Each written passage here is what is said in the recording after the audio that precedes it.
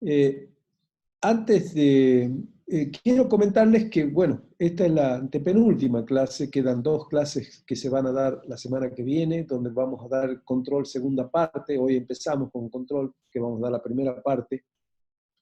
Vamos a dar control segunda parte el martes y vamos a dar municipio, y voy a terminar el curso dándole algunos conceptos vinculados a la ética pública que me parece sumamente necesaria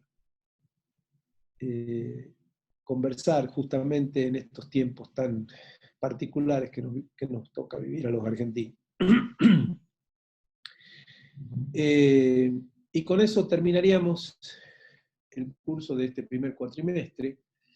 Los prácticos están terminando también la semana que viene, con lo cual estimo que vamos a llegar, como habíamos previsto, a fines de junio, culminando con el curso de contabilidad. Y por supuesto, en la espera de que realmente la situación empiece a cambiar un poco positivamente, para que podamos empezar a tener contactos presenciales y podamos realizar las evaluaciones de los parciales que tenemos pendientes, tanto el primero como el segundo que estamos acumulando,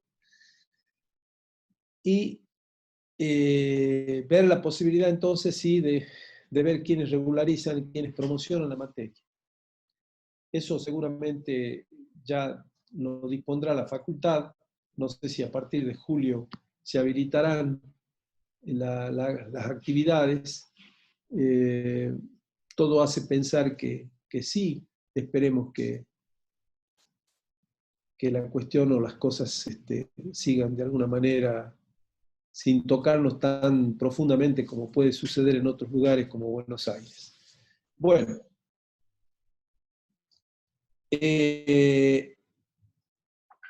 nos está faltando 2 evaluaciones. Una que en principio estaba prevista para mañana, a las 7 de la tarde, a las 8 de la noche, perdón, cuando al mismo horario de las anteriores.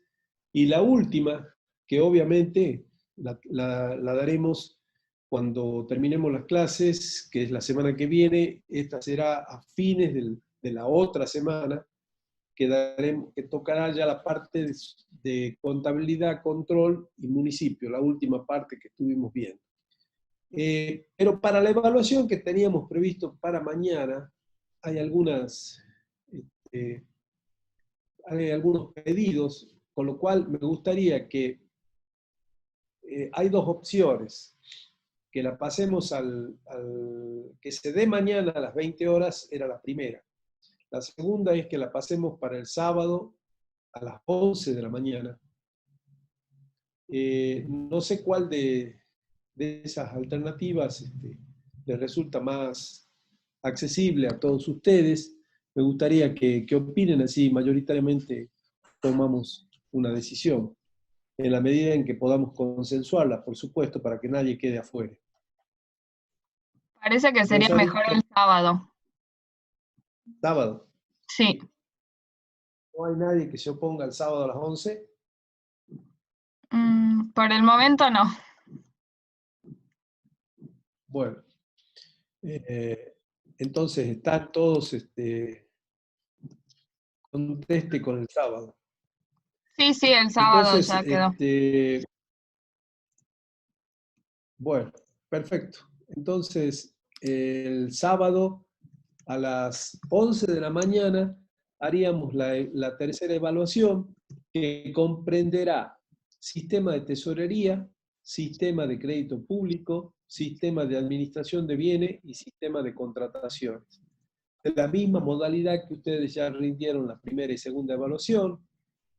Y en ese sentido les quiero hacer el siguiente comentario.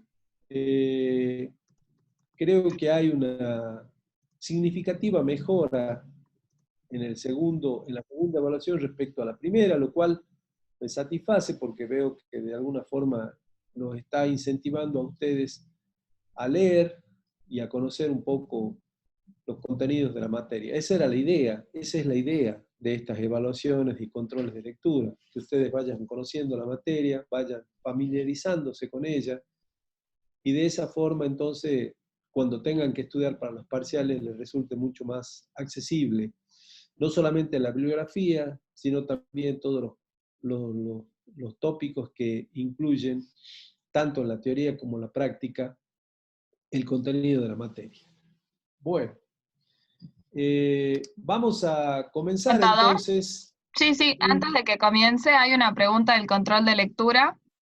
Si el Sí, régimen de contrataciones, si entra tanto el nivel provincial como el nacional o solo el nacional. no, entran los dos, las dos clases que dimos, y, la bibliografía ya dijimos que es el manual o apunte que hemos confeccionado con la contadora Barbieri, que está subido en la página. Perfecto. Tesorería está el manual, crédito público está el manual, y administración de bienes está la clase y el capítulo respectivo del libro de Achabayán. Esa es la bibliografía básica para los 4 sistemas. Así que contrataciones no les sugiero otra cosa porque todo el régimen provincial no lo tiene ninguna bibliografía, y el régimen nacional, la bibliografía existente no está actualizada. Lamentablemente, el libro que más actualizado puede estar es el de Achabayán, pero la última edición de Achabayán es del 2013, y hay una reforma en el 2015 del decreto reglamentario, perdón, del 2016 del decreto reglamentario, y que no la contempla el libro de Achabayán. Por lo tanto, lo único actualizado que hay es el manual que preparamos con la contadora Barbieri, que está en la página, además, accesible a todos ustedes. Bueno, vamos a comenzar entonces. No hay más preguntas, Rosarito, ¿no? No, no hay ninguna consulta. Perfecto. Vamos a comenzar entonces a tratar el tema de control. Ya vimos organización con las 4 primeras clases, vimos gestión con algo así como 7 u 8 clases, es lo que más nos llevó, sin duda. Y ahora vamos a ver la tercera pata del estudio de la contabilidad pública, donde vimos organización, gestión y control de la hacienda pública. Pero el control lo vamos a ver no solamente el control de la hacienda pública, sino también el control en general, el control público en general. Y vamos a ocuparnos entonces estas 2 clases, hoy y el próximo martes, de analizar estos temas vinculados al control. Le puse ahí una frase que, bueno, se corrió un poco la placa, que la escribió Montesquieu en el libro Espíritu de las Leyes, en el año 1748, ya hace casi 3 siglos, que escribió esta frase, que dice que es una experiencia eterna que todo hombre que tiene poder se incline a abusar de él y va hasta donde encuentra límites. Y de alguna manera quiero comenzar esta clase precisamente hablando de ese tema. Es fundamental, y el control significa justamente poner límites. Y esto lo vemos a diario y cotidianamente en todas y absolutamente todas las actividades del hombre. El hombre siempre va hasta donde encuentra límite. Nos pasa desde pequeño, desde niño. Seguramente ustedes recordarán su niñez y saben que ustedes iban hasta donde sus padres le ponían límites. Y si alguno de ustedes ya ha sido papá y tiene un hijito, o un hijo, una hija, comprenderá seguramente de muy buena forma lo que le estoy diciendo. El ser humano tiene por naturaleza la necesidad de encontrar límites. Límites a los fines de evitar precisamente abusar en sus actividades, en sus mecanismos, de toda índole, ¿no es cierto? En todos los aspectos laborales, y por supuesto humanos también. Entonces, por esa razón, comenzamos analizando qué es el control. Y el control es la verificación o comparación entre elementos homogéneos o conducta de acuerdo a una norma previa. Y todas las acciones de los hombres y de las instituciones por ellas formadas son materia de control. Justamente lo que estábamos mencionando. Lo que sí hace falta para el control es una norma previa sobre la cual nosotros tomamos una suerte de parámetro para establecer si las cosas se hacen bien o se hacen mal en una determinada actividad. Si lo llevamos al terreno de la vida particular de cada uno de nosotros, ¿no es cierto? Cuando nuestros padres y nosotros éramos adolescentes nos decían que nos portemos de tal o cual forma, ¿cuál era el parámetro?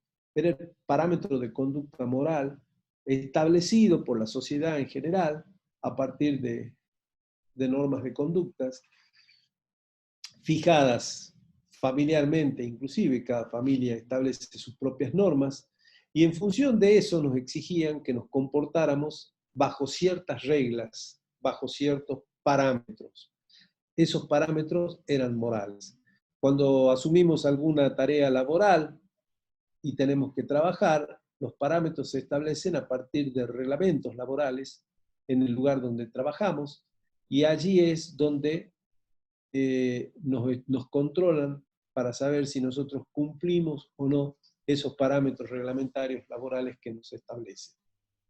En las actividades en general, en cualquiera de las actividades de los hombres entonces, tenemos que mencionar que el control, por definición, ya que la Real Academia Española así lo marca también, control implica verificación y comparación entre elementos o conductas, teniendo en cuenta siempre una norma previa o parámetro, con lo cual se establece precisamente ese mecanismo de comparación o de verificación. El concepto de control, podemos decir entonces, que es la comparación entre el deber ser, que es ese parámetro, conforme a la naturaleza, y las normas con lo que en realidad es. Una simple, sencilla definición de control que creo que se nos puede grabar para siempre, porque de esa manera entonces vamos a poder trabajar en nuestra profesión, donde mucho de control tenemos que hacer seguramente cuando somos contadores públicos, sobre todo porque una de las materias y una de las ramas más desarrolladas quizás de nuestra profesión es precisamente la auditoría. Auditoría que en definitiva es casi un sinónimo de control. Entonces, control, comparación entre el deber ser conforme a la naturaleza y las normas con lo que en realidad es. Y el control público tiene que ver con controlar que todo lo que nosotros venimos estudiando, donde ustedes han visto tanto en la organización como en la gestión, hay un sinfín y un complejo normativo muy desarrollado, se cumpla. Pero además de ese complejo normativo desarrollado, hay pautas, procedimientos técnicos vinculados a la necesidad de hacer más económico, más eficiente, más eficaz al Estado, que también se deben cumplir y por ende también debemos controlar que eso se cumpla. Y allí entonces entramos al control público, que en definitiva no es ni más ni menos que el control aplicado, ¿no es cierto?, a todas las actividades que se desarrollan en la administración pública o en el sector público. De todas maneras, hay muchísimas definiciones de control público.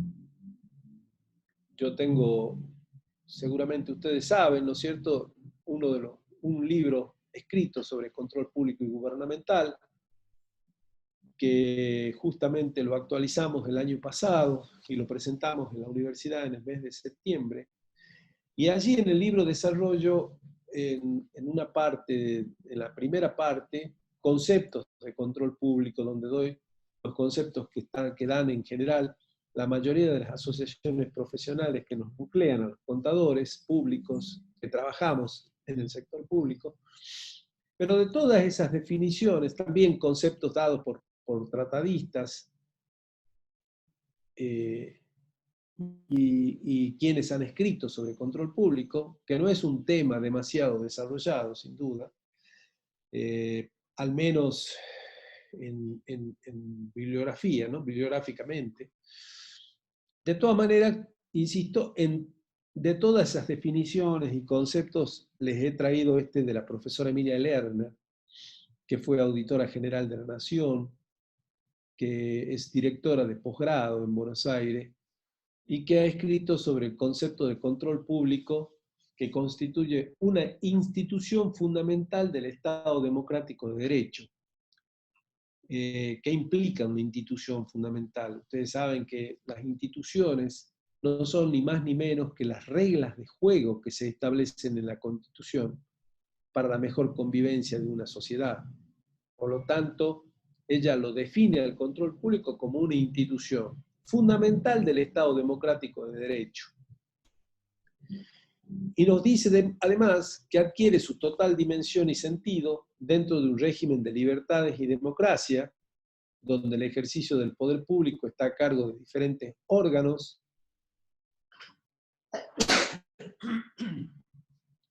Perdón, disculpen, ando medio alérgico hoy. Dentro de un régimen de libertades y democracia, donde el ejercicio del poder público está a cargo de diferentes órganos que constituyen la estructura fundamental del Estado y que se controlan entre sí de acuerdo con las competencias que les asigna respectivamente la Constitución. En este sentido, considero que es un concepto muy amplio, precisamente, y que de alguna forma nos trae a discusión y debate cómo surge el Estado, ¿verdad? Que algo vimos en la primera clase, donde dijimos, entre otras cosas, que en el siglo XVIII, precisamente, a través de la evolución y desarrollo del pensamiento, de muchos pensadores políticos o politólogos, incipientes politólogos de aquellos tiempos, se comenzó a desarrollar la idea de una sociedad donde el pueblo sea verdaderamente el soberano y no un monarca instituido de alguna manera autoritariamente, como venía sucediendo hasta esos tiempos. Como pueblo soberano se estableció inclusive un mecanismo de gobierno y de organización política de la sociedad a través del modelo conocido como república, donde se convergen tres órganos políticos de gobierno, uno que administra y lleva adelante la ejecución de las acciones del gobierno, que es el Poder Ejecutivo, otro que legisla, reglamenta y efectúa además el control político de esas acciones que lleva adelante el Ejecutivo, cuál es el Poder Legislativo, y otro que sanciona aquello que no se cumpla acabada y debidamente, que es el Poder Judicial. Y este modelo republicano estableció, entre otras cosas, una suerte de equilibrio, como lo definían buena parte de quienes idearon este sistema, y estableciendo una serie de pautas de control, precisamente, entre los poderes. El Estado comenzó a desarrollar sus actividades y a crecer significativamente en el siglo XIX. Su evolución fue importante, en el XX más todavía, donde el Estado comenzó a desarrollar inclusive actividades empresariales con las empresas públicas, a hacerse cargo de la mayoría de los servicios públicos que se daban en una sociedad. Y de esa forma entonces el crecimiento de la hacienda pública fue muy significativo y ya no alcanzaba el control entre los poderes y comenzaron entonces a nacer, a surgir, ya en el siglo XVIII, los denominados órganos de control de la hacienda pública. que como órganos auxiliares de los tres poderes fueron estableciendo un protagonismo muy significativo en la vida institucional de todos los países de Occidente, fundamentalmente donde se desarrolló de mayor y mejor manera el modelo republicano. Y allí entonces nace el control público. Nace precisamente muy poco después del funcionamiento del sistema republicano. Por eso es que esta definición la traigo a colación, porque de alguna manera marca ese sentido, ¿no es cierto? Que el control público adquiere su total dimensión y sentido dentro de un régimen de libertades y democracia, donde el ejercicio del poder público está a cargo de diferentes órganos, lo que yo les mencionaba, que constituyen la estructura fundamental del Estado y que se controlan entre sí de acuerdo con las competencias que les asigna respectivamente, fundamentalmente la Constitución, que es la primera norma que existe de convivencia en una sociedad. ¿Y por qué es necesario el control público? Es necesario porque fundamentalmente el Estado maneja fondos públicos, fondos de todos los individuos que conforman una sociedad.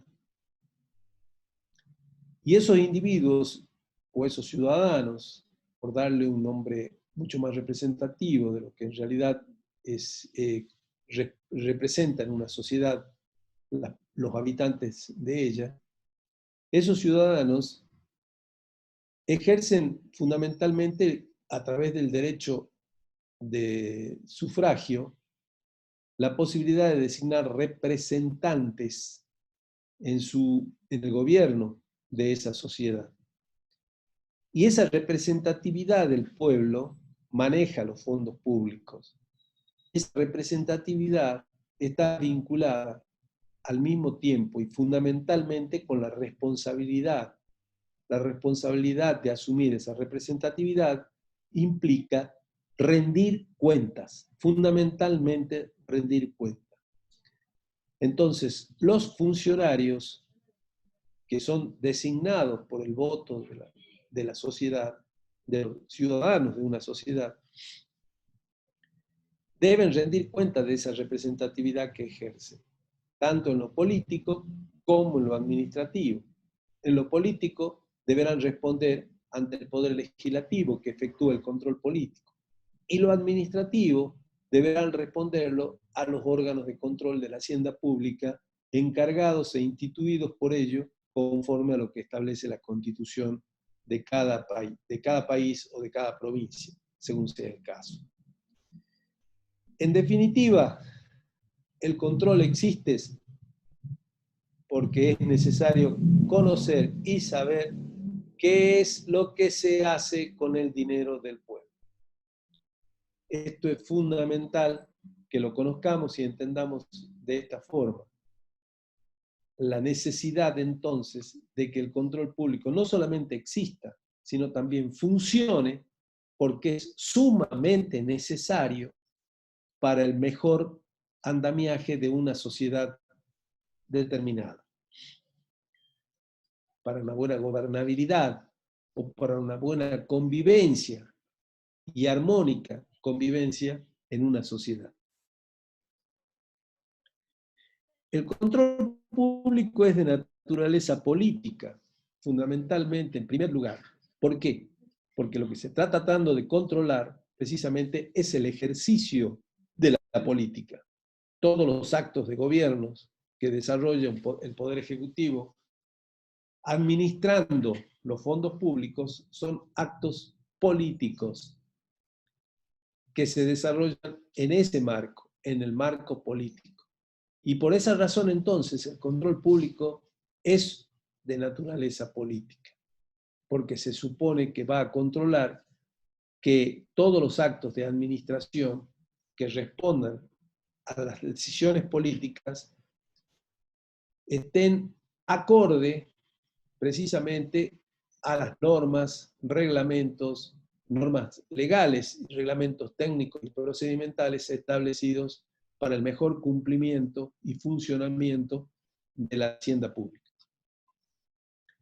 Está inserto en el régimen, en el sistema republicano de gobierno, porque bien lo dijimos y cuando vimos el tema de la definición, precisamente es donde mejor funciona, donde se supone que debe funcionar de mejor manera.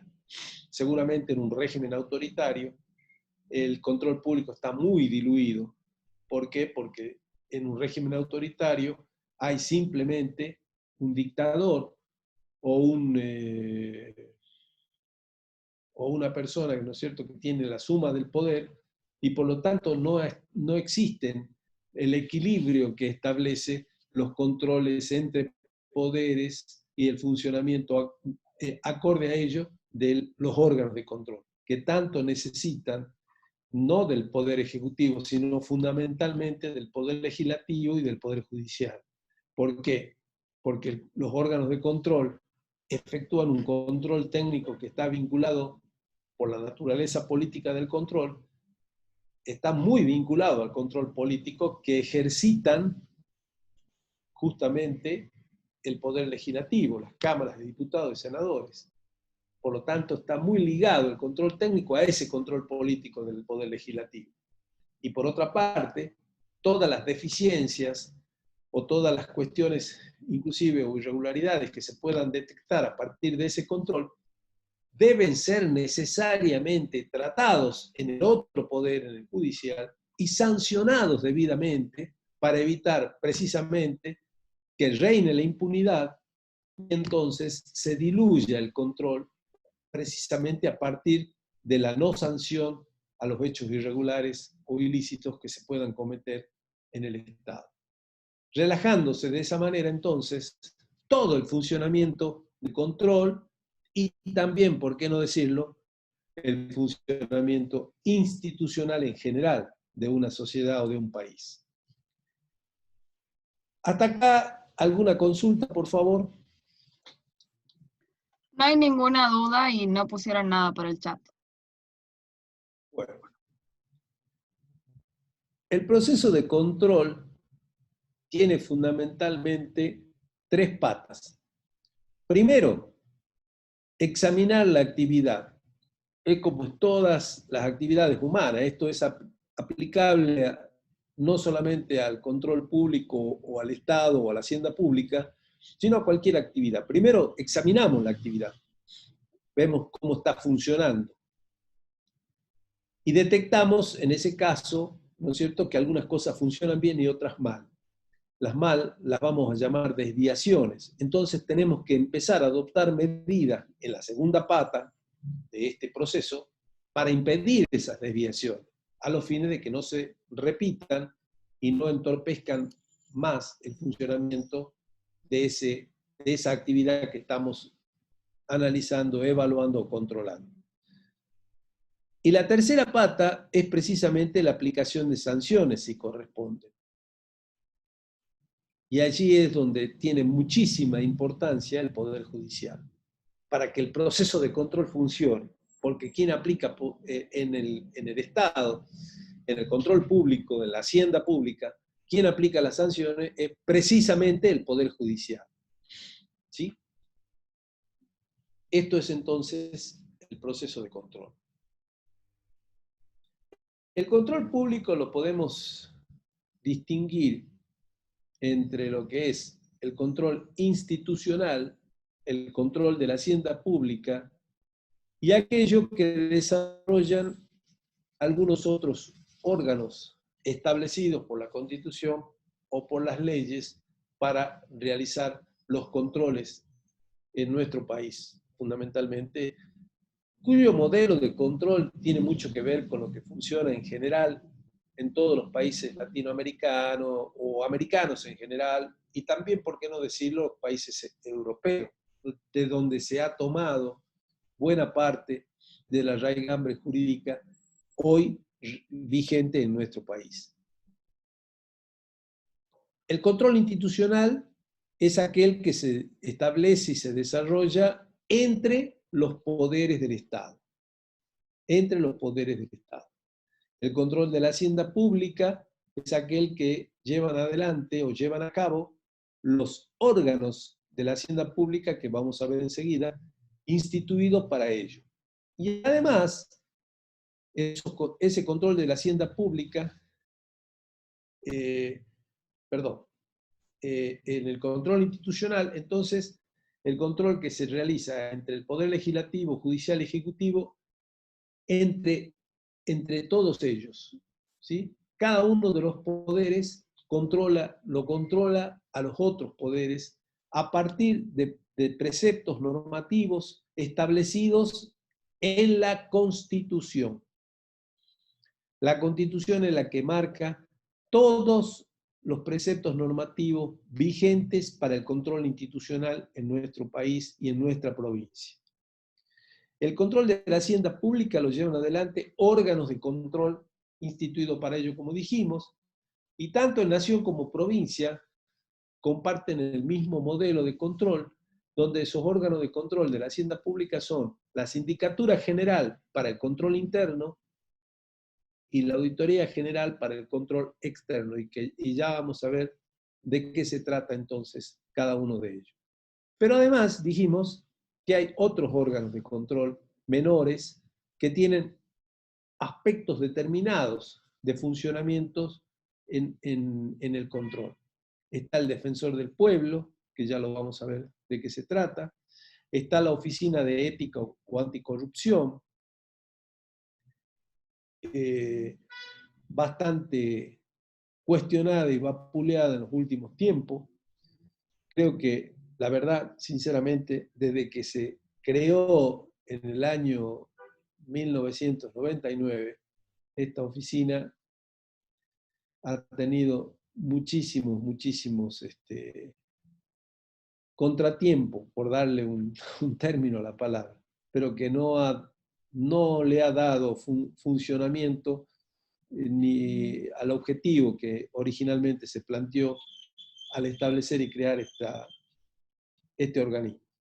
Está también el control de las ONG, está el control de la prensa, que funciona en cualquier sistema democrático, y está el control de la ciudadanía, muy poco desarrollado en nuestro país, donde lamentablemente la ciudadanía tiene muy poco protagonismo en el control, y en eso debemos hacer un mea culpa todos como ciudadanos, porque si todos empezamos individualmente a modificar nuestro comportamiento en ese sentido, creo que podremos seguramente lograr un mejor funcionamiento del Estado, también desde nuestra humilde tarea individual como ciudadano. Y eso no implica mostrar una posición, porque uno puede estar a favor o en contra de un gobierno y manifestarse a favor o en contra del gobierno, y eso no significa control de la ciudadanía, no se equivoquen.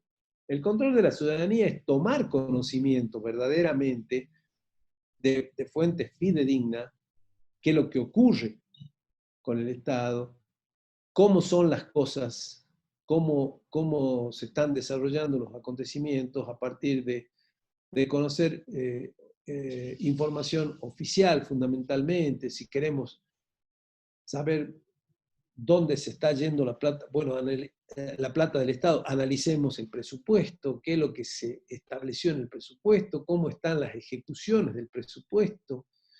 Yo sé que esa es una materia que quizás está muy reservada tan solo a especialistas y fundamentalmente a profesionales en ciencias económicas, pero bueno, pero hay otros mecanismos también para conocer cómo funciona el Estado.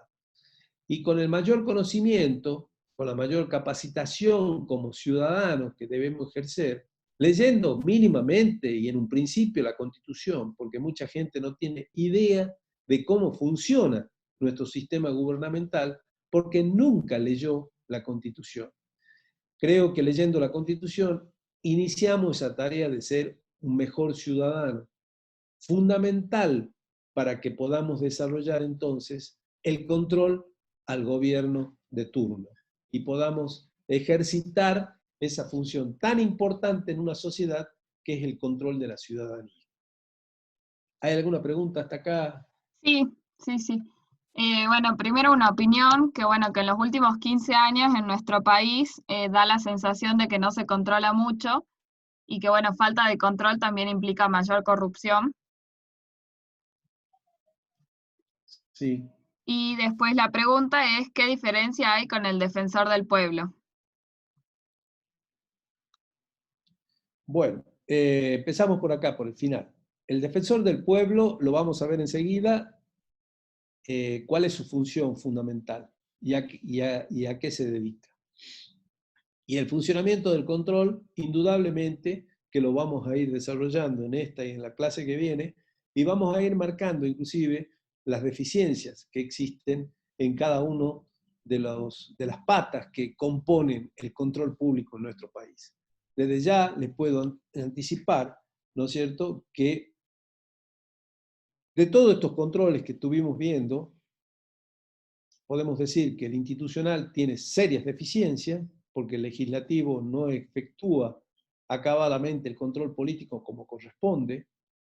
En buena parte de los casos, los legisladores, más que responder a la sociedad y al pueblo, responden fundamentalmente a su agrupación política y obviamente los que están con el oficialismo responden a quien ejerce las autoridades ejecutivas y quienes están en la oposición responden también de alguna manera a las pautas en ese sentido. Muchas veces no hay una representatividad genuina de la sociedad, sino más bien a los intereses partidarios que en nuestro caso particular en la Argentina, desde mi humilde opinión, por supuesto, yo menciono de que responden en gran parte a corporaciones, tienen un comportamiento muy corporativo, o sea, no responden a la sociedad o a los ciudadanos, sino responden a intereses corporativos, en definitiva, a determinados sectores de la sociedad que tienen su influencia tanto en la economía como en la convivencia social en general. El Poder Judicial, eso por respecto al Poder Legislativo, el Poder Judicial tiene serias deficiencias y precisamente ha sido para mí el gran responsable de instalar en nuestro país, no desde ahora, ojo, ni de los últimos 15 años, sino prácticamente desde toda la existencia institucional en nuestro país, pero sobre todo y fundamentalmente desde la década del 70, después del proceso militar, un sentido de la impunidad realmente lamentable. Lamentable que ha llevado, ¿no es cierto?, a que en nuestro país se desgaste tremendamente las instituciones y obviamente, como bien lo mencionó la alumna, ¿no es cierto?, se establezcan focos o nichos de corrupción muy, muy significativos y desde aquel tiempo hasta ahora, ¿no? Desde aquel tiempo hasta ahora, lamentablemente. En el control de la hacienda pública, sí, hay dificultades de funcionamiento en los órganos de control de la hacienda pública, pero también hay que mencionar, sin el ánimo de quererlo justificar para nada, pero sí debo mencionar que los órganos de control son órganos auxiliares de los poderes. Si no funciona el control institucional, es muy difícil que el control de la hacienda pública tenga predicamento. Simplemente porque el control de la hacienda pública depende del buen funcionamiento del Poder Legislativo y del Poder Judicial. Si estos dos no funcionan, como acabamos de mencionar, es muy difícil o dificultoso, ¿no es cierto?, que sea armónico el funcionamiento de los órganos de control de la hacienda pública, que lo vamos a ir viendo y desarrollando a través de las clases. ¿Algo más? Sí, entonces la comunicación de los actos de gobierno y la actuación de los medios es fundamental. Sí, pero acá yo, permítame que discrepe en cierta forma con la importancia de los medios, porque los medios en la Argentina y en el mundo entero, lamentablemente, juegan un rol corporativo muy significativo, defendiendo fundamentalmente intereses económicos. Yo, la verdad, sinceramente, hoy por hoy no creo en ningún medio de comunicación de la Argentina. están todos sectorizados y defendiendo intereses económicos o políticos en determinadas circunstancias. Entonces, hay que ser un buen oidor, como decía un viejo colega. ¿Qué significaba ser oidor? Escuchar todo y luego sacar sus propias conclusiones. Pero no casarse ni con un medio ni con otro medio, porque todos responden a intereses económicos y políticos. No hay objetividad en la prensa.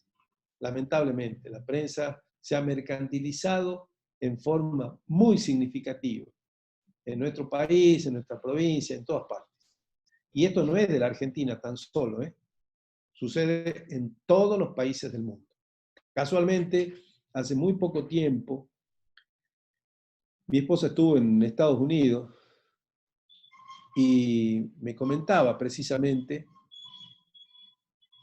a partir de un hijo que estudia economía, que se ha doctorado en economía, digamos, nos permitimos tener mucha información de cómo funciona allá, donde se supone que es el lugar más preponderante de funcionamiento democrático. Y allá está pasando lo mismo. Hay una guerra tremenda entre los medios de comunicación, que inclusive hay una suerte de grieta también bastante significativa, y cada, digamos, complejo mediático responde a una determinada idea política y defiende a rajatabla esa idea política o que también obviamente está vinculada a determinados sectores económicos.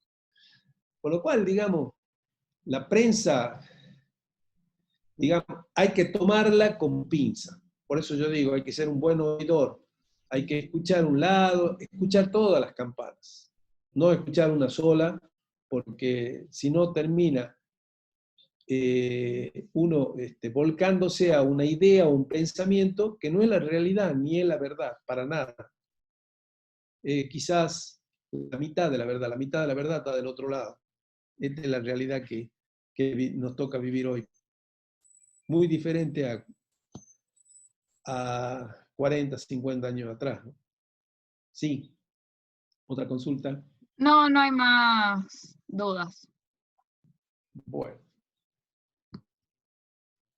Vamos a ver entonces cuáles son los mecanismos de control institucional y de esa manera entonces vamos a verificar por qué yo dije que no funciona adecuadamente el poder legislativo y el poder judicial en estos mecanismos de control interno o mecanismos de control institucional establecidos por nuestra Constitución.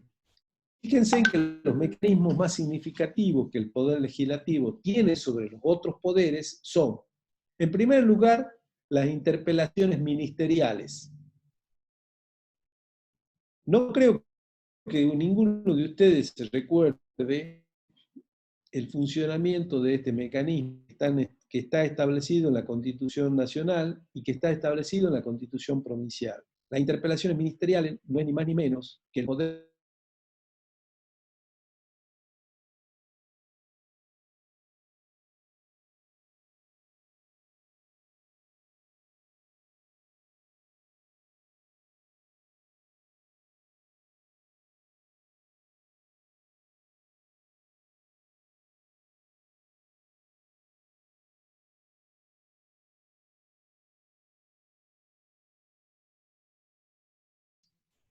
Hola, Hola, contador, parece que se cortó un ratito, pero ya volvió. pero ¿a todos o a mí nomás?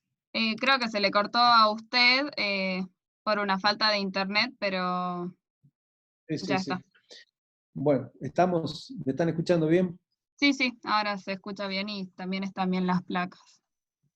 Bueno, el mecanismo de control institucional, hablábamos del Poder Legislativo, las interpelaciones ministeriales, y les comentaba precisamente que pensaba que no había, ustedes no conocían este mecanismo porque nunca funcionó en los últimos años.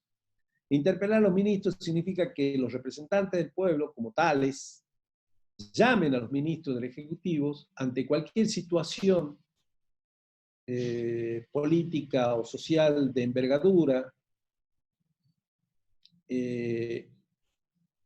en una área de gobierno determinada, lo llamen a ese ministro y lo interpelen para que la sociedad en general y en su conjunto pueda conocer verdaderamente de primera fuente lo que está pasando en las medidas de gobierno que se están tomando o el panorama inclusive de esa situación. Por ejemplo, hoy, pandemia, ¿no es cierto? Perfectamente el Poder Legislativo podría estar convocando a la ministra de Salud de la provincia o en la Nación, al ministro de Salud de la Nación, y pedir que se informe públicamente para que toda la sociedad tenga conocimiento de cómo está la situación de la pandemia, cuáles las medidas políticas que se están tomando en ese sentido, cuáles han sido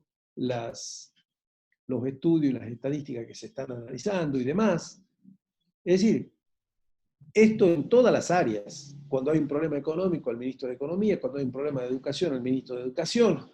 Es decir, la manera en que de alguna forma el Poder Legislativo se convierta en lo que verdaderamente debería ser, y para lo cual fue creado por la Constitución, la caja de resonancia política de una sociedad, donde allí se discutan y se debatan precisamente los temas de importancia y que le interesan a la gente.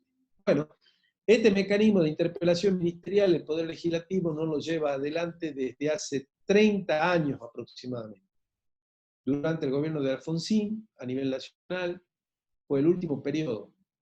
Durante el gobierno del primer gobernador de la democracia, del periodo democrático moderno, que fue Roberto Romero, se llevó adelante también este mecanismo en la legislatura provincial.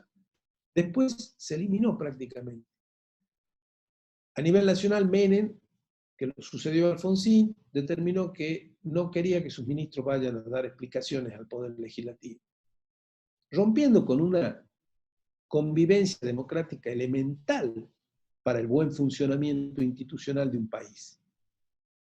Y acá el gobernador de turno le siguió los pasos y allí prácticamente se neutralizó la posibilidad de que las interpelaciones ministeriales se realicen. Porque además esas interpelaciones ministeriales se realizaban con la posibilidad de que vaya el ciudadano común a presenciar esa sesión de la Cámara de Diputados, de la Cámara de Senadores, según sea la Cámara que lo interpele al ministro. Y conozca de esa forma qué es lo que estaba pasando. Bueno, esto no funciona. El segundo pedido de informe se hace, pero con muchas demoras. Esto ya significa que el Poder Legislativo le pida a los ministros de área o al propio Poder Ejecutivo informes que se demoran significativamente, y ustedes van a escuchar en muchos casos a los legisladores quejarse de varios pedidos de informe, sobre todo aquellos que vienen de los departamentos del interior, o en el caso nacional de las provincias del interior, que hacen pedidos de informe para conocer detalles de las medidas de gobierno y poder transmitirle a su gente, digamos, a sus representados. Y en muchos casos los ministros o los funcionarios del gobierno demoran y tardan una barbaridad en responder esos pedidos de informe. Con lo cual podríamos decir que funciona, pero a medias, por las demoras fundamentalmente. El tercer mecanismo que el Poder Legislativo tiene ante una situación muy de emergencia o ante el surgimiento, ¿no es cierto?, de alguna denuncia que da lugar presuntamente a la posibilidad de que haya irregularidades en una área de gobierno, formar una comisión investigadora para analizar el tema, controlarlo de manera política, cuyo ejercicio es fundamental del Poder Legislativo, el control político del Poder Ejecutivo. Entonces, ante una situación de corrupción, inclusive, de las que hemos tenido información en los últimos tiempos bastante en nuestro país, ¿no es cierto?, puedan formar una comisión investigadora e investigar ese hecho políticamente hablando. esto, mire, ahora se habla de la posibilidad de conformar comisiones investigadoras. Vi la noticia el otro día en los medios, pero concretamente de finales de los 90, de la época del gobierno de Menem, que se formó la comisión investigadora de la contratación IBM Banco Nación, que fue un hecho de corrupción muy significativo en nuestro país en ese tiempo, y que la comisión inclusive posibilitó y le pudo otorgar al Poder Judicial muchísimos elementos de prueba, precisamente, que sirvieron para llevar adelante el juzgamiento de los funcionarios que participaron de esa contratación tan irregular que se había realizado entre el Banco Nación e IBM durante el gobierno de Menem. Y que trajo muchísimas consecuencias, entre ellos 2 suicidios de funcionarios importantes del gobierno que terminaron muertos, precisamente 2 directores del Banco Nación, teóricamente por suicidio. Bueno, esa comisión investigadora que se dio a finales de los 90, creo que es la última comisión conformada que tuvo realmente un protagonismo muy significativo. Y estamos hablando de hace 20 años atrás, durante el gobierno de Menem, antes que se vaya Menem, o sea, más de 20 años. Menem se fue en el 99. Bueno, digamos que desde allí para acá, donde también hubo muchísimas denuncias por corrupción, por actos de corrupción, y bueno, y nos tuvo en vilo a toda la sociedad argentina en los últimos tiempos, nunca se formó una comisión investigadora. Por ejemplo, para el caso del vicepresidente que terminó mandato en el 2015, que tuvo preso inclusive, había, pero más que fundamentos y más que elementos para conformar una comisión investigadora, porque se trataba además de una figura muy significativa en el gobierno, por el cargo que ostentaba. No se formó. Y por último, el juicio político, que es, digamos, el mecanismo institucional más severo que puede contar el Poder Legislativo, que es juzgar políticamente al Ejecutivo, sobre todo al presidente en el caso nacional, o al vicepresidente en el caso nacional, al gobernador o vicegobernador en el caso provincial, la última vez, y a los ministros de la Corte. Y la última vez que accionó fue con ministros de la Corte en los años 2005, 2004, que al final los ministros terminaron renunciando y se fueron, y no se pudo realizar el mecanismo concretamente de juicio político. Pero se activó al menos el funcionamiento de este control que la Constitución le da al Poder Legislativo para controlar justamente a los otros 2 poderes. Esta es la situación desde el Poder Legislativo. Como verán, ¿no es cierto?, bastante crítica, si se quiere, por el no funcionamiento armónico y acorde a las circunstancias de estos mecanismos de control institucional. Para el Poder Judicial... Contador, ¿sí? Antes de que avance hay una pregunta. ¿Sí? Las interpelaciones son para el Poder Ejecutivo y el pedido de informe es para el Ejecutivo y el Judicial. Las interpelaciones son para los miembros del Poder Ejecutivo, sí, y los pedidos de informe son en general para el Poder Ejecutivo, pero también puede haber pedido de informe para el Poder Judicial, sí, efectivamente. Perfecto, no hay otras preguntas. Veamos los mecanismos con el que el Poder Judicial tiene para control. Está la primera de todas, la más importante, que es la inconstitucionalidad de leyes y decretos. Esto le permite al Poder Judicial controlar que las normas que dicta el Poder Ejecutivo, decretos, y las del Legislativo, leyes, estén conforme a la Constitución. Eso es una facultad y una atribución muy significativa, porque si se declara la inconstitucionalidad de una ley o de un decreto por parte del Poder Judicial, esa ley o ese decreto dejan de tener vigencia y deben ser derogados. Bueno, no sé si ustedes se recuerdan que esto haya sucedido en el país. Y yo les puedo asegurar, no hablemos de los procesos militares, porque bueno, allí estaban en contra total y absolutamente de toda la constitución y toda la institucionalidad gubernamental del país, ¿verdad? Pero hablemos desde Alfonsín para acá, desde del restablecimiento de la democracia en el 83 a la fecha. Quizás durante el gobierno de Alfonsín yo no recuerdo verdaderamente que haya habido alguna ley o algún decreto inconstitucional, pero sí me recuerdo de la época del menemismo que hubo muchas leyes que contrariaban la Constitución. Sin ir más lejos, la mayoría de las privatizaciones en nuestro país se hicieron contrario a lo que establecía la norma constitucional. Recordemos que Menem privatizó absolutamente todas las empresas del Estado y buena parte de la administración de aquellos tiempos. Y con él, todos los gobiernos provinciales le siguieron el ejemplo e hicieron exactamente lo mismo, digamos. Y en muchos casos, buena parte del funcionamiento de esas estructuras que se privatizaban estaban contempladas en la Constitución y que debían estar a cargo del Estado. Sin embargo, el Poder Judicial nunca intervino. Nunca intervino declarando la inconstitucionalidad de una ley, ni de un decreto. Pero después hubo un montón de normas que se sucedieron en estos últimos tiempos, tanto en el gobierno que se fue en el 2019, como en el gobierno que se fue en el 2015, como en el gobierno que se fue en el 2007.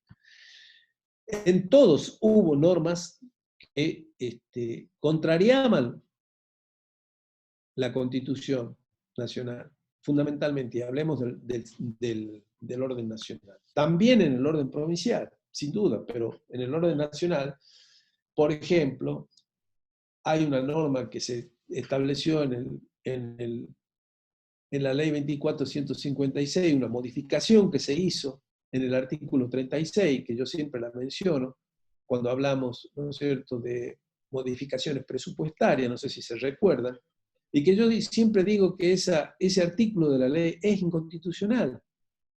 ¿Por qué? Porque la Constitución establece claramente que la atribución y facultad de sancionar el presupuesto y de modificar el presupuesto es de la legislatura, es del Poder Legislativo, es del Congreso de la Nación, fundamentalmente. Sin embargo, esa ley le saca las atribuciones al Poder Legislativo y se las da al jefe de gabinete. Y desde esa fecha, antes también, ¿no? Ojo, porque antes se hacía sin esa norma legal, al menos en ese periodo se sacó una norma legal para de alguna manera justificar, pero antes, durante el periodo menemista, sin haber leyes, ¿no es cierto?, se modificaba el presupuesto por decisión del jefe de gabinete. Y a partir, ¿no es cierto?, de delegación de atribuciones que se hacían en la propia ley del presupuesto, y se siguen haciendo. Y todo esto se ha convertido, digamos, en una situación ya establecida casi crónicamente, de tal forma que si vamos a compartir que así sea, pues modificamos la Constitución y cambiamos las normas constitucionales. Pero no tengamos una Constitución que establece una norma determinada y luego leyes que la contradicen o normas procedimentales directamente que son inconstitucionales. Contador. Sí. Sí, hay una pregunta. ¿La inconstitucionalidad es por presentación del afectado o también puede actuar de oficio el Poder Judicial?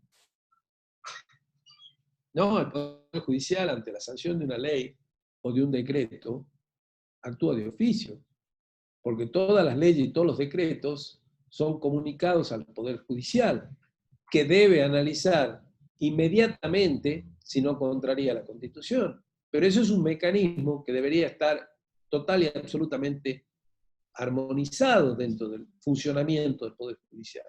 Pero parece que así no sucede, porque parece que los últimos en enterarse de que hay alguna norma que está vigente, que es inconstitucional, es el Poder Judicial, porque si no, se hubiera declarado esa inconstitucionalidad de la ley de decreto. Dicho sea de paso, este es un mecanismo que funciona muy bien en los países más desarrollados del mundo, ¿no? muy bien, o sea, el Poder Judicial los controla a los dos, a los otros dos poderes, con el dictado de normas, precisamente. Bueno, la habeas corpus, la acción de amparo, la revisión de actos administrativos y el amparo por mora en la administración son todos mecanismos que el Poder Judicial tiene sobre el control del Poder Ejecutivo, fundamentalmente para evitar los excesos de parte del Ejecutivo, sobre todo en cuestiones de seguridad, en cuestiones de detenciones de personas sin justa causa, ¿sí? O el caso de la revisión de acto administrativo, si ha dictado alguna resolución, ¿no es cierto?, que esté afectando intereses económicos, y ahí sí esto se hace a partir, ¿no es cierto?, de la presentación del damnificado, que se siente damnificado por algún acto administrativo del Poder Ejecutivo y lo presenta al Poder Judicial e inicia una causa judicial, digamos. O la administración no le ha respondido y por mora en la administración lo hace de esa forma. El Poder Ejecutivo también tiene controles, no tanto sobre los otros poderes, es el que menos control tiene sobre los otros poderes, teóricamente hablando, de acuerdo a lo que la Constitución le fija. Lo que ocurre es que en la práctica, con un mecanismo tan presidencialista como funciona en nuestro país, el Poder Ejecutivo prácticamente, en la práctica, controla bastante a los otros poderes, lamentablemente, ya sea por los mecanismos de designación de unos u otros participantes o representantes de los poderes.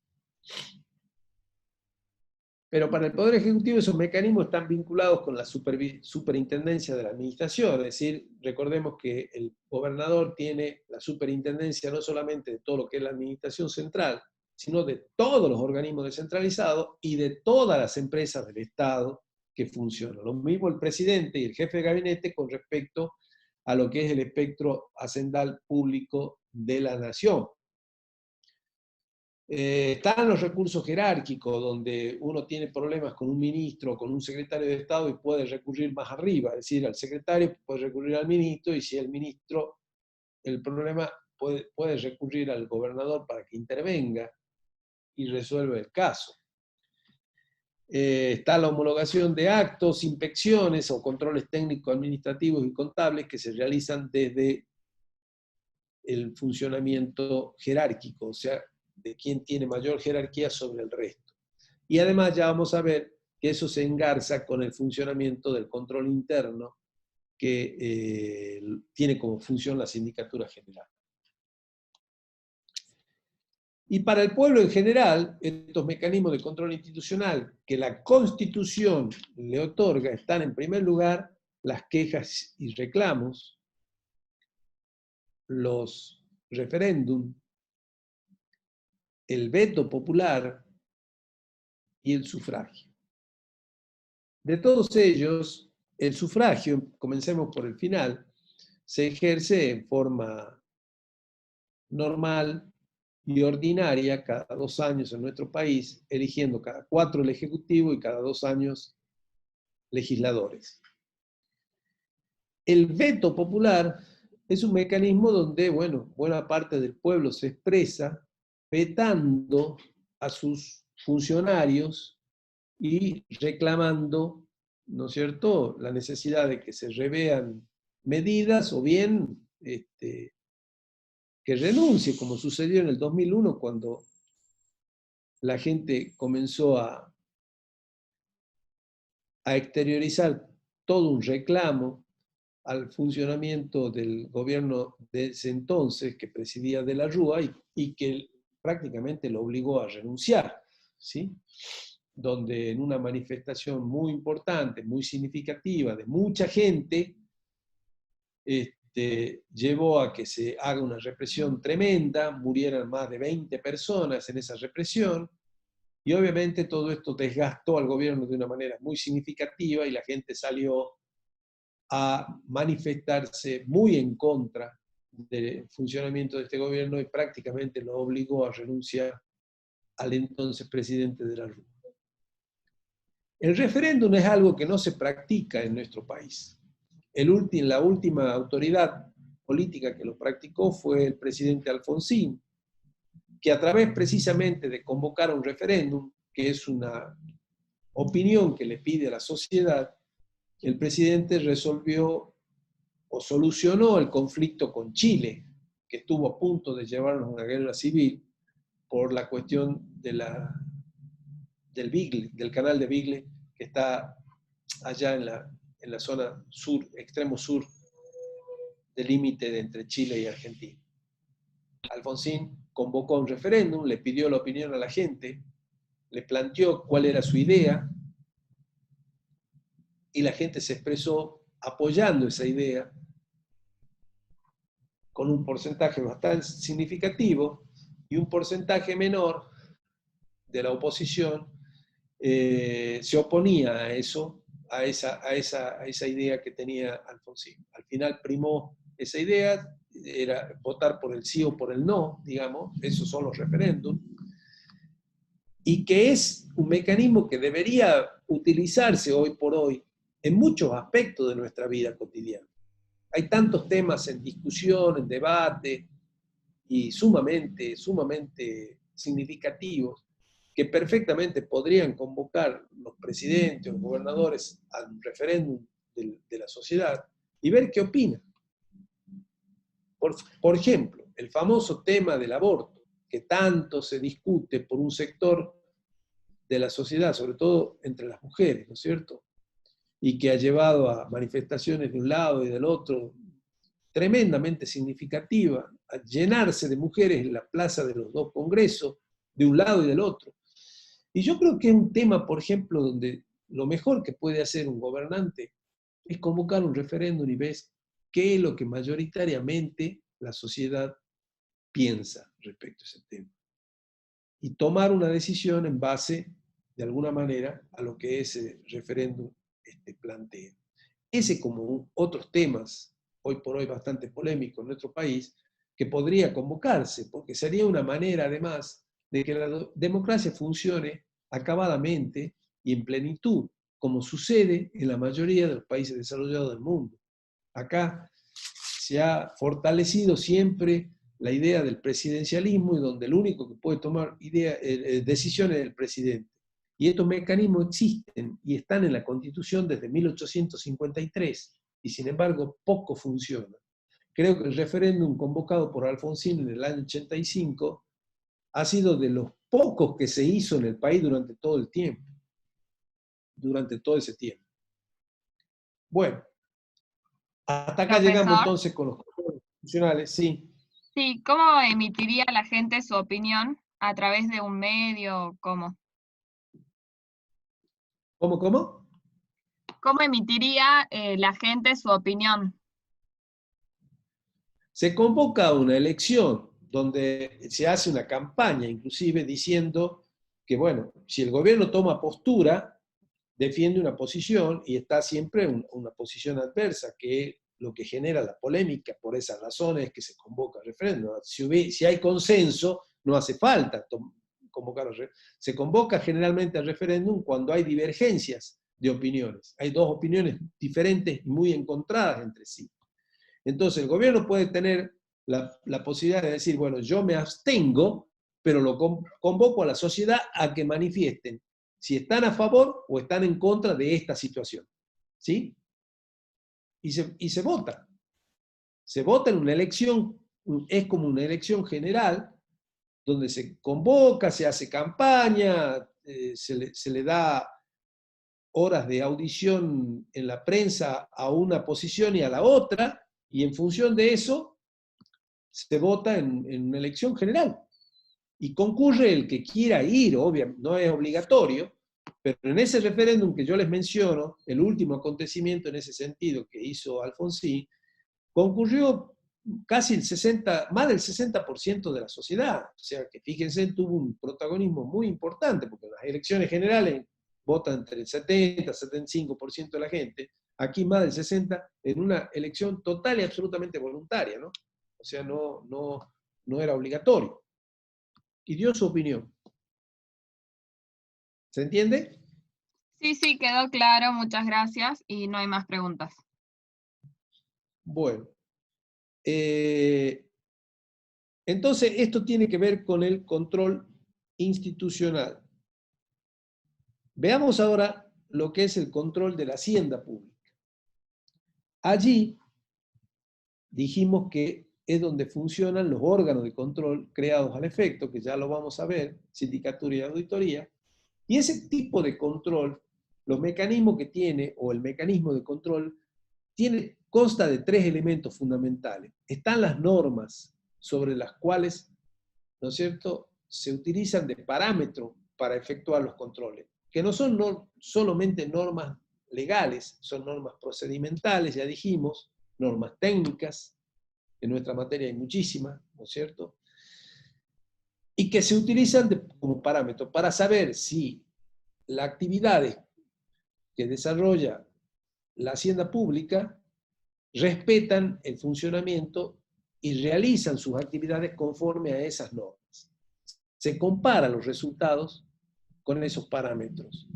Y entonces después está la acción correctiva. La acción correctiva para mejorar el funcionamiento, pero que también tiene inserto, indudablemente, la sanción de lo que no está bien, sobre todo si encontramos irregularidades o ilícitos, ¿verdad? Las características del control de la hacienda pública podemos decir que son fundamentalmente la universalidad, que implica controlar todos los actos de gobierno, todos los actos y hechos administrativos que se dan, ¿no es cierto?, en el sector donde vamos a controlar o en el área de gobierno que vamos a controlar. Debe haber continuidad. Esa continuidad debe estar marcada por una presencia cotidiana en cada uno de los organismos, que no pase y no supere más allá del año o 2 años como mucho. Es obligatoria el control, porque así lo establece la Constitución y las leyes. Y además ese control de la hacienda debe tener interdisciplinaridad, porque también convengamos que ya no es privativo tan solo de los contadores públicos el control de la hacienda pública. ¿Por qué? Porque el Estado tiene múltiples actividades y ya no se hace tan solo como hace 20, 30 años atrás el control financiero, donde sí el contador era sumamente importante porque es quien lo realiza, ¿no es cierto? El control financiero, el control contable, el control administrativo, es decir, que todo lo que esté registrado sea conforme a lo que verdaderamente sucedió, ¿verdad? El manejo de fondos, todos controles administrativos o financieros que indudablemente lo tenían al contador público como gran protagonista. Hoy también funciona lo que se denomina control de gestión, y sobre todo a partir de la instalación del presupuesto por programa, donde dijimos, ¿no es cierto?, que se controla la gestión, se ve si se es eficiente, si son eficaces las actividades que desarrolla el Estado. Y si hay un control en los hospitales para analizar la gestión, necesitamos un médico. Y si hay control de obras públicas para controlar la gestión, necesitamos ingenieros en obras o arquitectos. Y si hay control en educación para analizar la gestión, vamos a necesitar, ¿sí?, licenciados en ciencias de educación. Y así sucesivamente con cada una de las actividades que el Estado desarrolla. Por lo tanto, siempre vamos a necesitar interdisciplinariedad. Si no, no vamos a conocer la gestión. Solamente con los contadores conocemos los controles financieros y con los abogados conocemos el control jurídico, que es el viejo control que se hacía antaño, hace 30 años para atrás, y que ha cambiado, y que se ha desarrollado en forma muy diferente en los últimos tiempos. Y por último, podemos decir que el control público es más eficaz cuanto mayor es la independencia de los órganos que ejercen el poder, sin duda. Pero esa independencia de los órganos que ejercen el poder se la da fundamentalmente el mejor funcionamiento del poder legislativo y el mejor funcionamiento del poder judicial. Porque si el poder legislativo y el poder judicial son muy dependientes del poder ejecutivo, los órganos de control tienen muy pocas posibilidades entonces de guarecerse en estos dos poderes. Y termina entonces todo funcionando acorde al mandamás de turno que está en el Poder Ejecutivo. Y este es, lamentablemente, de alguna manera, la realidad que nos toca vivir en los últimos tiempos a nivel nacional, a nivel provincial, a nivel municipal. La poca presencia del Poder Legislativo y Judicial, que es el gran sostén institucional que tienen los órganos de control, y de esa manera un Poder Ejecutivo que prácticamente tiene una incidencia o una influencia muy significativa en el funcionamiento de los otros dos poderes y obviamente en los órganos de control también. En nuestro país, el control de la hacienda pública comenzó a funcionar desde la época de la sanción de la Constitución de 1853, y un raconto muy rápido y muy breve de la historia en este sentido, podemos decir que la primera ley 217, que se sancionó en 1859, marcaba el control en la Contaduría General. No había órgano de control externo. No había órgano de control interno tampoco instituido. Pero la Contaduría hacía las veces de control también. Era quien de alguna manera ejercía ese funcionamiento en ese tiempo. Con la Unidad Nacional en 1870, la Contaduría se fortaleció con la Ley 428, donde comenzó a tener ya mucho más predicamento como control, ya no tan solo como órgano de registro de la contabilidad gubernamental, sino también de control interno, instituido de esa manera ya en la Ley 428. La 12961 en 1947 reafirmó un poco esas funciones e inclusive le dio funciones de sancionatorias a la contaduría para quienes rindan cuenta, no rindan cuenta, ¿no es cierto?, de los actos o de los hechos administrativos, o bien rindan en forma irregular esas cuentas. Y le dio facultades sancionatorias a la contaduría. Ya después, con la Ley 14467 de 1957, se crea el Tribunal de Cuentas, el primer órgano de control externo que hubo en nuestro país, que funcionó hasta 1993, ¿sí? Siguiendo el viejo modelo del Tribunal de Cuentas. En el año 78, durante el proceso militar, los militares crearon la SIGEP, que era una Sindicatura General de Empresas Públicas, sacándole las funciones de control al Tribunal de Cuentas de entonces y dándole a la SIGEP el funcionamiento del control de las empresas. El tribunal se quedó con el control de la administración central y de los organismos descentralizados, pero las empresas públicas, que en ese momento eran sumamente numerosas y significativas, porque estaba Ferrocarril Argentino, Aerolíneas Argentinas, YPF, Gas del Estado, Agua y Energía Eléctrica, es decir, antes de la privatización de Menem, le estoy hablando, en el año 78, todo eso funcionaba bajo la órbita de control de la SIGEP. Donde obviamente la designación de quienes conducían la SIGEP lo habían hecho los propios militares. Bueno, en el año 93 eso se dejó de funcionar y se creó la Auditoría General de la Nación con el modelo que hoy conocemos de la 24156. De esa manera entonces, el modelo vigente en nuestro país de órganos de control, en naciones, Auditoría General para el control externo, como bien dijimos, Sindicatura General para el control interno, y en las provincias todavía se sostiene el modelo de Tribunal de Cuentas, salvo Salta y la Ciudad Autónoma de Buenos Aires, que son los dos estados federales que tienen también Auditoría General y Sindicatura General.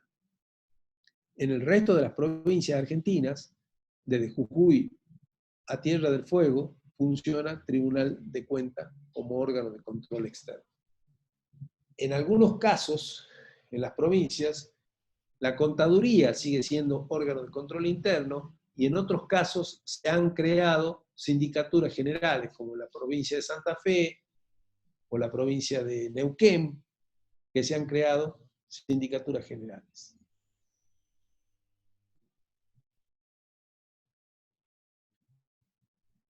Los modelos de órganos de control. ¿Hasta acá alguna consulta, perdón, Rosario? No, no hay ninguna pregunta. No hay ninguna pregunta. Bueno. No. Los modelos de órganos de control, como habrán podido apreciar, son dos, fundamentalmente, que es el modelo europeo continental, tribunal o corte de cuenta, y el modelo anglosajón, que es la auditoría o contraloría general. Cuando hablamos de modelo europeo continental, hablamos de España, Italia, Francia, Alemania, Holanda, todo lo que es Europa continental. Todos ellos tienen el modelo de tribunal de cuentas, inclusive más.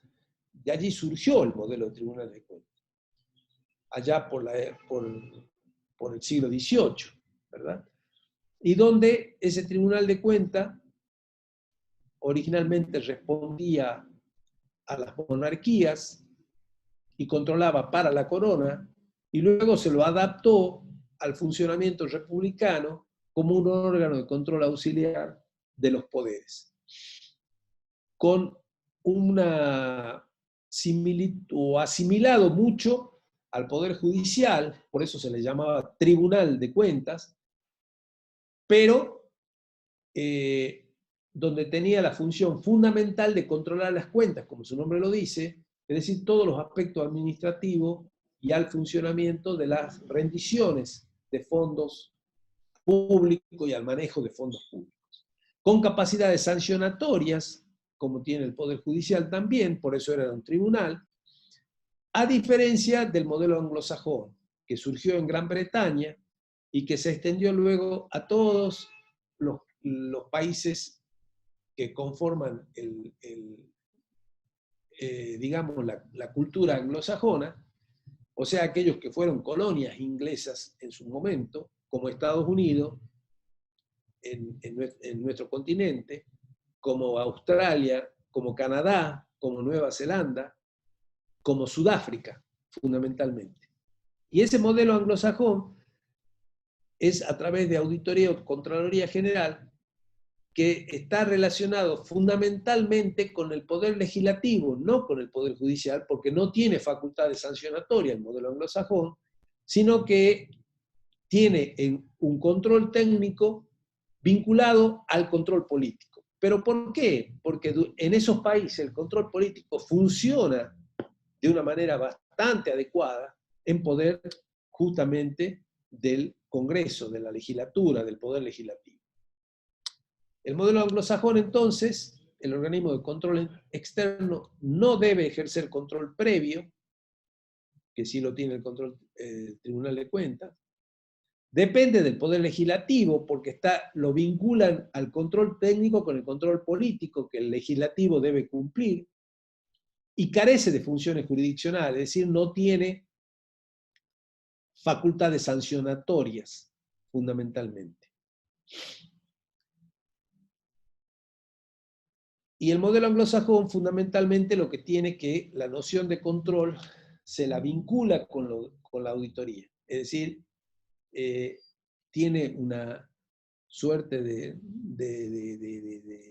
semejanza muy, muy significativa. Es decir, todo lo que hace control para ello es auditoría. Y está prácticamente casi como sinónimo el control de la auditoría. El modelo europeo continental, por el contrario, es un modelo que tiene como órgano, ya dijimos, el Tribunal de Cuentas, que tiene funciones jurisdiccionales, ese tribunal, que está más asimilable al Poder Judicial que al Poder Legislativo, y con facultades sancionatorias, porque ese Tribunal de Cuentas lo que trata de hacer es sancionar lo que no se cumple administrativamente en forma correcta. Digamos, dicho sea de paso, que en el modelo anglosajón, ¿qué hace la auditoría o el órgano de control? Todo lo que encuentra irregular o ilícito lo debe derivar en forma inmediata al Poder Judicial, porque el modelo anglosajón lo que sostiene fundamentalmente es que el poder sancionatorio por excelencia es el Poder Judicial. Y por lo tanto, ellos fortalecen el funcionamiento del Poder Judicial, concentrando y centralizando allí todo lo que tiene que ver con las facultades sancionatorias. Y claro, en ese sentido, no solamente porque el control técnico se vincula al político, porque tiene un mejor funcionamiento de control político el Poder Legislativo, sino porque también, convengamos, y hay que decirlo, el Poder Judicial con facultades sancionatorias funciona también adecuadamente en esos países, justamente los países más desarrollados del mundo, y que indudablemente lo han logrado a partir de un mejor funcionamiento de sus instituciones, ¿verdad? Entonces, de allí el modelo anglosajón. En cambio, el modelo europeo continental le ha dado a los tribunales de cuentas una facultad sancionatoria similar al Poder Judicial. En ese sentido, divide las facultades sancionatorias, que en muchos casos termina convirtiéndola en cuestiones demasiado burocráticas, y le establece a partir de allí y a partir de la calidad de responsable que se le da a todos los funcionarios públicos, dos instituciones de funcionamiento jurisdiccional que son los juicios de cuenta y los juicios de responsabilidad. El juicio de cuenta implica justamente iniciar un juicio como consecuencia de una mala rendición de cuentas, ¿sí? Una rendición de cuentas de fondos, por entrega de fondos a un funcionario determinado o a un organismo determinado, y la rendición no condice con la reglamentación existente o con las normas vigentes, y de esa manera entonces se la rechaza y se inicia un juicio de cuenta. Ese juicio de cuenta puede terminar en que el funcionario, si no responde debidamente y en forma ordenada a la rendición, ¿no es cierto?, se le hace el cargo del dinero justamente mal rendido directamente al funcionario, y se lo hace responsable para que devuelva de sus propios fondos esa plata no rendida acabadamente o debidamente. Y el juicio de responsabilidad es otro mecanismo que funciona ante el cometido de irregularidades o ilícitos por parte del funcionario, y se le inicia un juicio de responsabilidad, lo que puede terminar en general con la posibilidad de vinculárselo también a algún juicio penal o civil, ¿no es cierto?, de acuerdo a lo que corresponda, y que lo vamos a ver en la última clase, la próxima clase de control, cuando veamos justamente la responsabilidad de los funcionarios públicos. Esto entonces, como modelos de órganos de control. No sé si hay alguna consulta por parte de usted. Y lo que podemos decir entonces es que esas instituciones, principales modelos, cómo funcionan en el mundo, Tribunal de Cuentas está en la Unión Europea, en la mayor parte de los países de Europa continental, en Argentina, en todas las provincias, excepto la provincia de Salta, y está en el municipio de Salta. ¿Y saben por qué en el municipio de Salta? Por la simple y sencilla razón de que ese tribunal fue creado en el año 90, con la Carta Orgánica Municipal de aquel entonces, sancionada por la Municipalidad de Salta en el año 89, y en ese momento no se había cambiado el modelo provincial ni nacional. Todavía existía un Tribunal de Cuentas provincial y un Tribunal de Cuentas nacional. Entonces se creó el modelo existente en ese momento, Tribunal de Cuentas Municipal. Como la Carta Municipal nunca se cambió, se cambiaron la Constitución Nacional, se modificó en el año 94, y la provincial en el año 98, adaptándose a esa nacional del 94, pero la Carta Municipal de la ciudad de Salta, que es del 89, nunca se adaptó ni a la nación, ni a la reforma nacional, ni a la reforma provincial. Y por lo tanto quedó funcionando como Tribunal de Cuentas. Lo cual, digamos,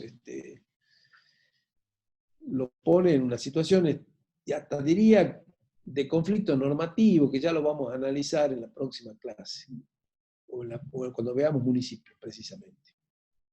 Bueno, el modelo angloamericano funciona en Estados Unidos, ya dijimos, Canadá, los Emiratos Árabes, Reino Unido, Suecia, entre otros países, ¿verdad? Y está también en la Argentina, en Nación, en la Ciudad Autónoma de Buenos Aires y en la provincia de Salta. En la provincia de Salta porque justamente quien llevó adelante la reforma fue el entonces gobernador Romero, que había sido previamente, en la reforma del 94, el gran impulsor también de la instalación de este modelo a nivel nacional como presidente de la Comisión de Hacienda del Senado. Entonces, cuando vino de gobernador en el año 95, también impulsó este modelo en la provincia. Por esa razón, quizás una razón de índole estrictamente política y de concordancia con quien fue, de alguna manera, responsable en Nación en el 94 y en la provincia en el 98, de la instalación de este modelo de auditoría general y de sindicatura general. Bueno,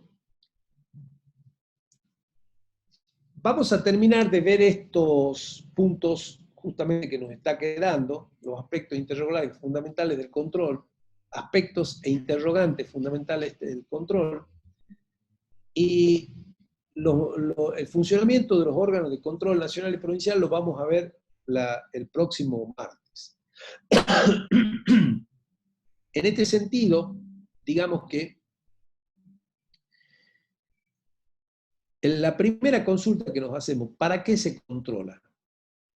¿Cuáles son los objetivos del sistema?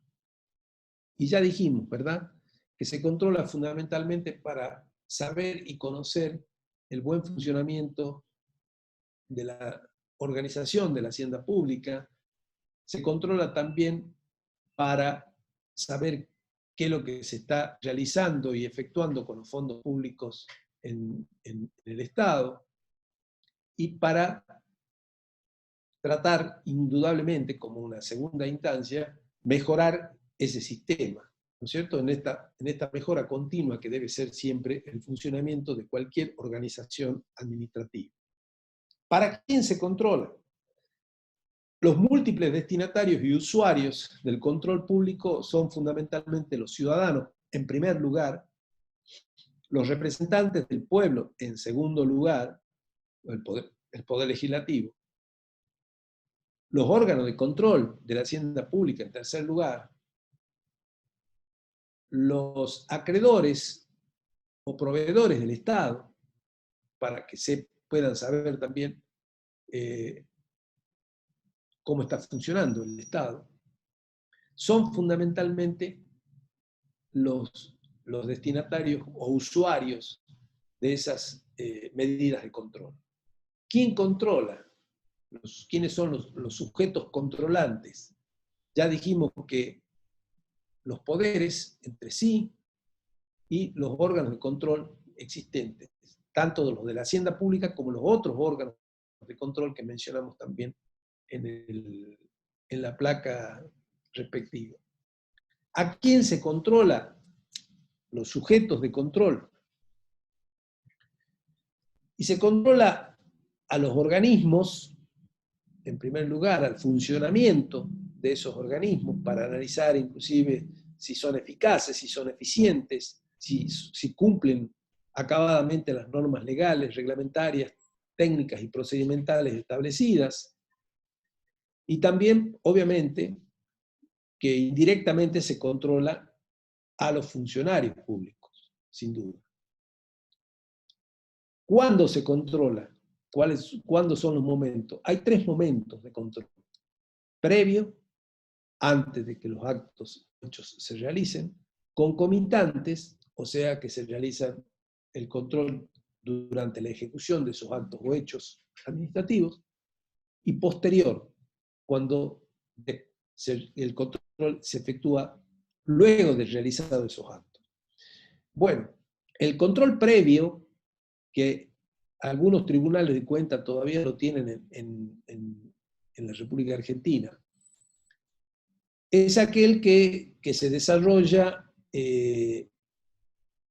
antes de un acto administrativo. Por ejemplo, se convoca una licitación pública y entonces el órgano de control controla que efectivamente se cumplan todos los pasos previos a la apertura de los sobres para ver si está conforme a lo que la normativa establece. Ese control previo hoy en la provincia de Salta y en la nación argentina, con el modelo y sistema de control que tienen establecido, lo realiza en teoría el control jerárquico, es decir, ha quedado en manos estrictamente de la jerarquía administrativa.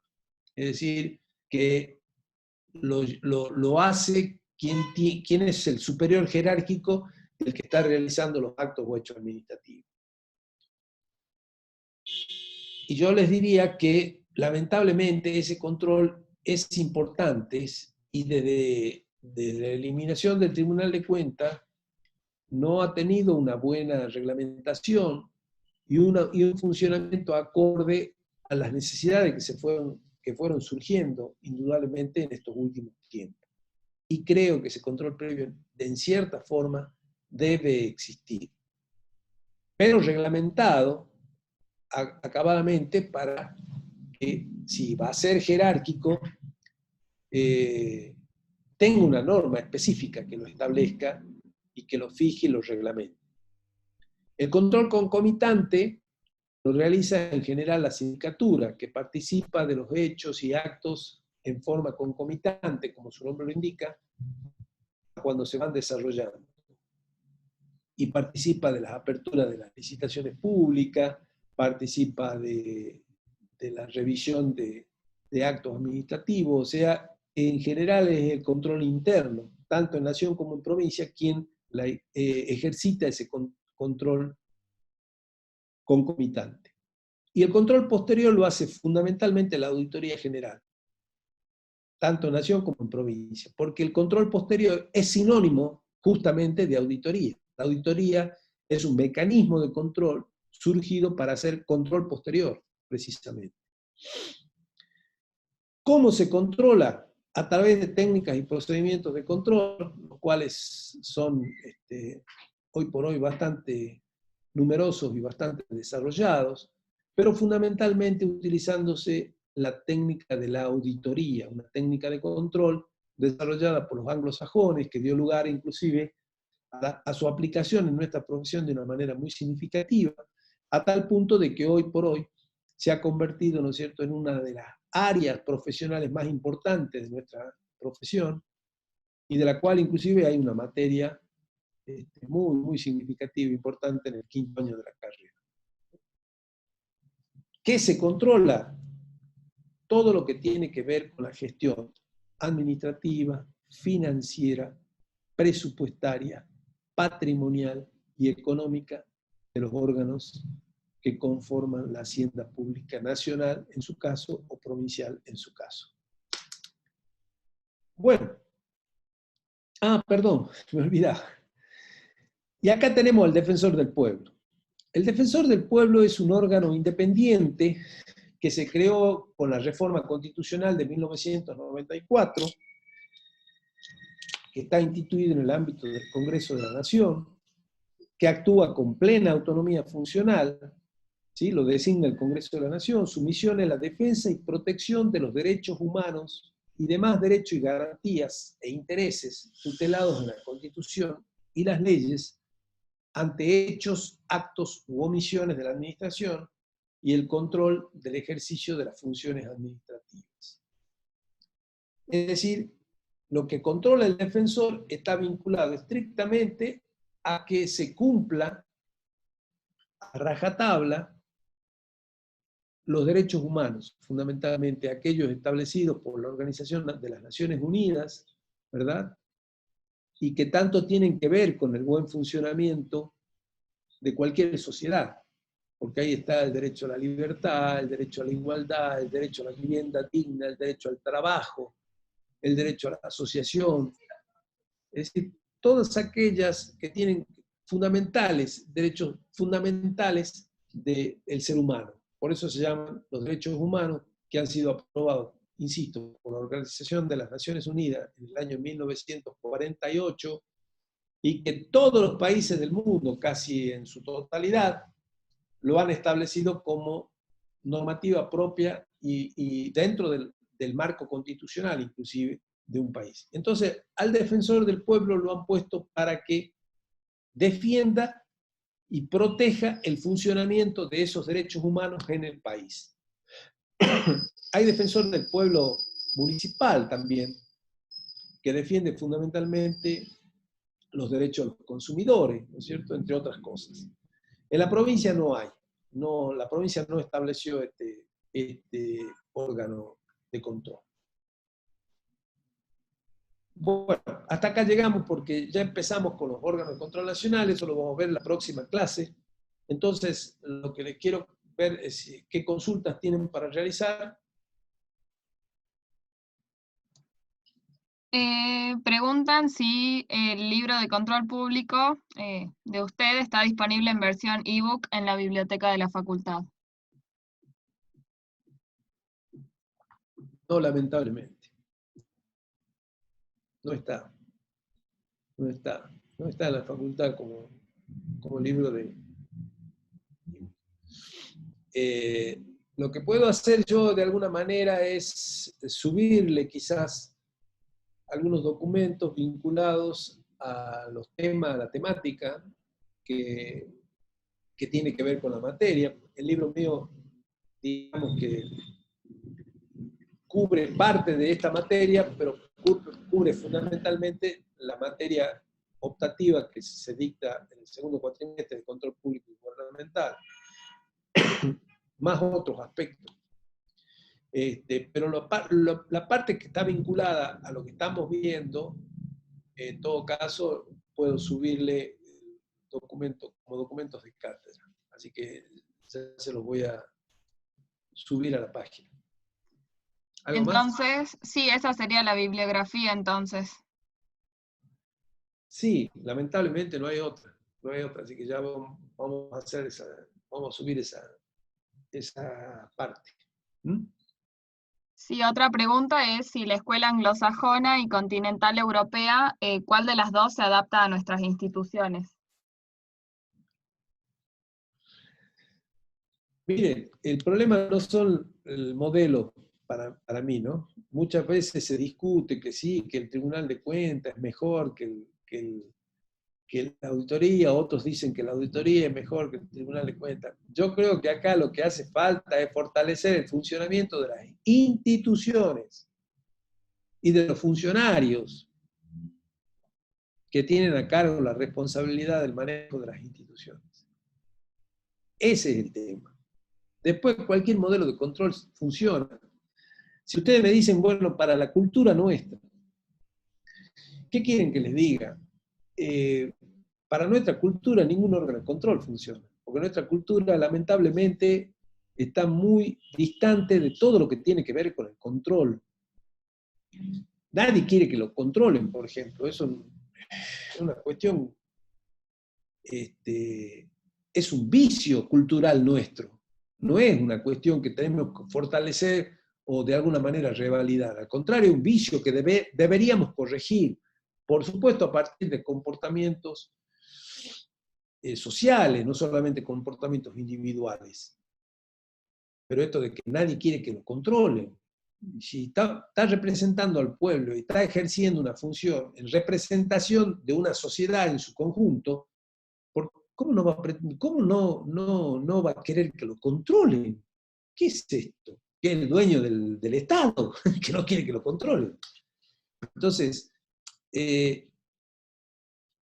pareciera como que el Tribunal de Cuentas, por el hecho de que dicen que los argentinos somos hijos del rigor y que aprendemos solamente cuando nos sancionan o cuando nos controlan con facultades sancionatorias, o sea, es decir, como funcionaba la pandemia, el que salía a la calle en la primera instancia, ¿se acuerdan?